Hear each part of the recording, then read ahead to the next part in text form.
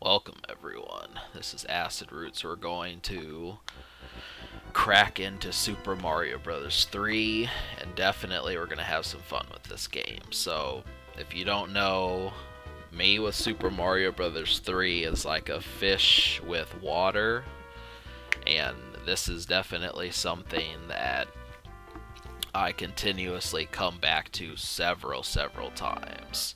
So maybe it's borderline obsession, but I think the real message that needs to be got through is that this game is pretty inescapable.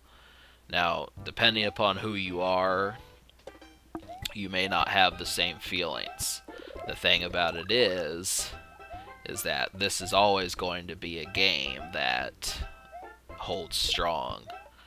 And the main reason for it is back in 1990, which was almost 30 years ago, this was seen as one of the best video games ever.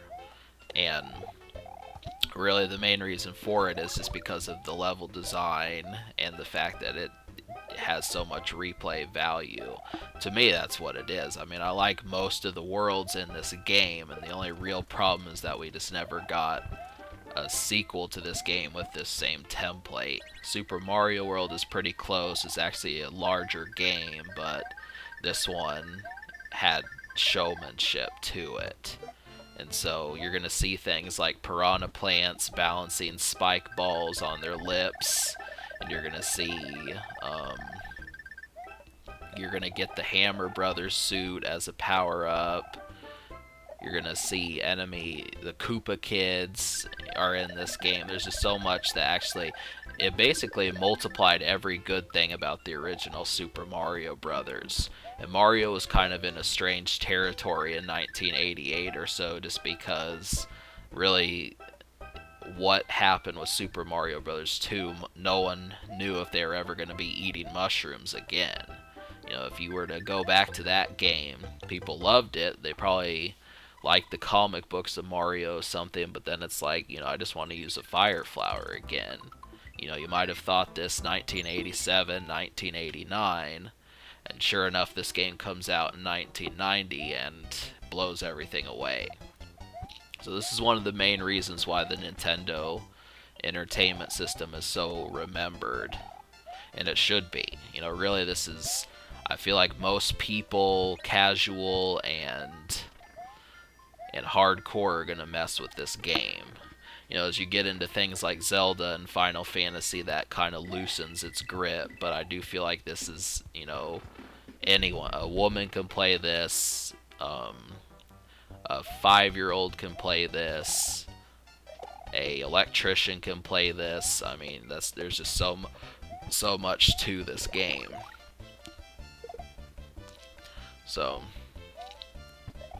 But I'm going to talk about a few of the things that I remember with this game.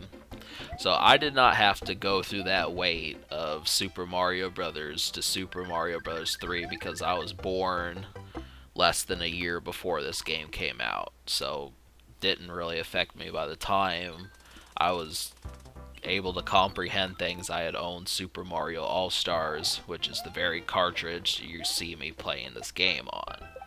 So this is the 22-year-old game. I think I've had this since 93 or 94, but I don't really remember every holiday season as to what I got. I remember I got the Super Nintendo in 92, but I don't really remember what I got in 93. So I didn't know about Zombies and Secret of Mana and Zelda back in 93. Of course, I was 4 years old at the time, but I'm not really sure what I got. I'm thinking probably Super Empire Strikes Back. But the secret to getting 3 stars in this game is to jump at the screen diagonal to it. So, you see the bottom left of the box, you jump at it pointing the edge of the bottom left corner, and you should get a star every time. So that's just what I do. I don't know how to get a fire flower by default, and I don't really know how to get a mushroom either, but I do know how to get the star. So if you notice, compared to the Nintendo version of this, there's more colors to this. It almost feels as if it's a brand new game, and that's really good. I mean, Super Mario All-Stars, one of the best type things that happen. Usually people say, you know, greatest hits and those sorts of things are so effective, but it's about the new things you do when you do those. You know, obviously they could have just, you know, thrown those games together in one cart and said that that's it, but they didn't do that. They revamped it, they added the lost levels. So yeah, I mean, just goodness. I really would like them to do that with Zelda. I wish that they would revamp the original Zelda, Link's Awakening, and Zelda 2 all in good graphics. Be really smooth.